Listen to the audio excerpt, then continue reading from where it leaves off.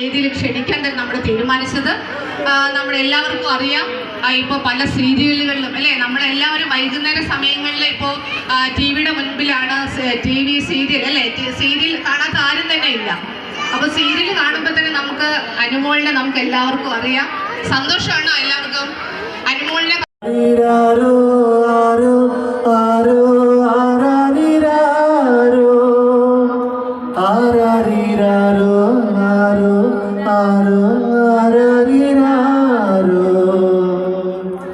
കണ്ണാന കണ്ണേ കണ്ണാന കണ്ണേ എൻ മീതു സായവാ. Febina A, ball throw first prize, storytelling second prize, fancy dress